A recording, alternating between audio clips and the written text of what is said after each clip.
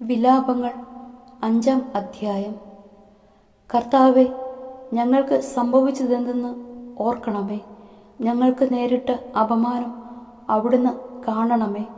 ഞങ്ങളുടെ അവകാശം അന്യർക്ക്, ഞങ്ങളുടെ വീടുകൾ വിദേശികൾക്ക് നൽകപ്പെട്ടു. ഞങ്ങൾ അനാഥരും അഗതികളുമായി. ഞങ്ങളുടെ അമ്മമാർ വിധവകളെപ്പോലെയായി. കുടിനീരും വിറകും ഞങ്ങൾക്ക് വിലയ്ക്കു വാങ്ങേണ്ടി വരുന്നു. കഴുത്തിൽ നുകവുമായി ഞങ്ങൾക്ക് കഠിനാധ്വാനം ചെയ്യേണ്ടി വരുന്നു. ഞങ്ങൾ ക്ഷീണിച്ചു തളർന്നു. ഞങ്ങൾക്ക് വിശ്രമമില്ല. ആവശ്യത്തിന് ആഹാരം ലഭിക്കാൻ ഞങ്ങൾക്ക് ഈജിപ്തിൻ്റെയും അസീറിയയുടെയും നേരെ കൈനീട്ടേണ്ടി വന്നു.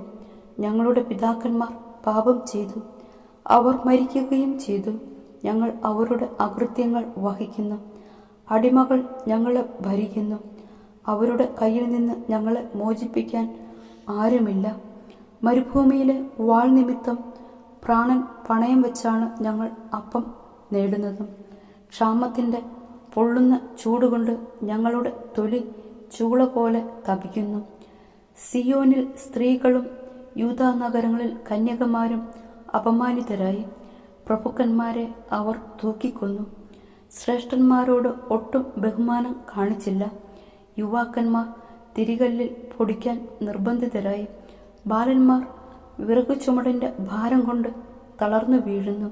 വൃദ്ധന്മാർ നഗര കവാടങ്ങൾ ഉപേക്ഷിച്ചു. യുവാക്കന്മാർ സംഗീതമാലപിക്കുന്നില്ല. തങ്ങളുടെ ഹൃദയത്തിൻ്റെ സന്തോഷം അവസാനിച്ചു. ഞങ്ങളുടെ നൃത്തം വിലാപമായി മാറി. ഞങ്ങളുടെ ശിരസിൽ നിന്ന് കിരീടം വീണുപോയി. ഞങ്ങൾക്ക് ദുരിതം. ഞങ്ങൾ പാപം ചെയ്തു. ഞങ്ങളുടെ ഹൃദയം വിങ്ങുന്നു. ഞങ്ങളുടെ കണ്ണുകൾ മങ്ങി. എന്തെന്നാൽ സിയോൻ മല ശൂന്യമായി കിടക്കുന്നു. അവിടെ കുറുനരികൾ പതുങ്ങി എന്നാൽ കർത്താവെ, അങ്ങ് എന്നേക്കും വാഴുന്നു. അങ്ങയുടെ സിംഹാസനം തലമുറകളോളം നിലനിൽക്കുന്നു. എന്തുകൊണ്ടാണ് അവിടുന്ന് ഞങ്ങളെ എന്നേക്കുമായി മറന്നത്? എന്തുകൊണ്ടാണ് ഇത്രയേറെ നാൾ ഞങ്ങളെ പരിത്യജിച്ചത്?